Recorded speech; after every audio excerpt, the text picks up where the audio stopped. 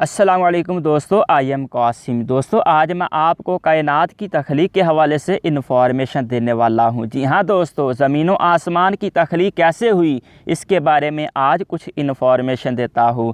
روایت ہے کہ اللہ تعالیٰ نے سب سے پہلے جوہر کو پیدا کیا۔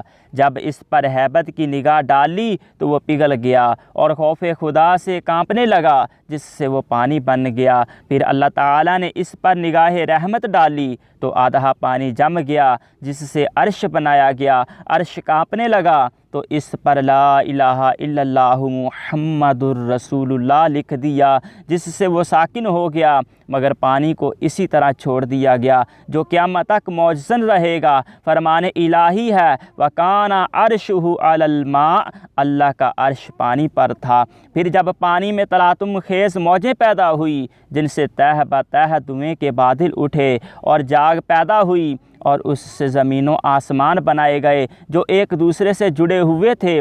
پھر ان دونوں کے درمیان اللہ تعالیٰ نے ہوا کو پیدا کیا، جس کے دباؤ سے زمین و آسمان کے طبق ایک دوسرے سے علیحدہ ہو گئے۔ چنانچہ فرمان الہی ہے ثم استوى الى السماء وهي دخان، ترجمہ کنز ایمان، پھر آسمان کی طرف قصد فرمایا اور وہ دھواں تھا۔ اہل حکمت کہتے ہیں اللہ تعالیٰ نے آسمانوں کو دھوئیں سے اس لیے پیدا فرمایا کہ دھواں باہم پیوست ہوتا ہے اور بلندیوں پر جا کر ٹھہرتا ہے۔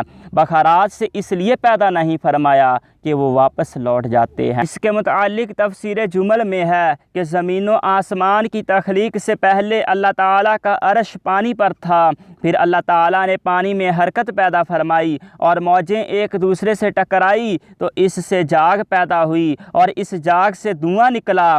پھر جاگ تو پانی کی سطح پر باقی رہی اور اس سے خشکی پیدا کی گئی اور اس خشکی سے زمین کو بنایا گیا، جبکہ دھواں بلند ہوا اور اس سے آسمانوں کو پیدا کیا گیا۔ دوستو اس طرح کی مزید انٹرسٹنگ معلومات حاصل کرنے کے لیے ہمارے چینل کو سبسکرائب کیجیے گا۔ Thanks for watching.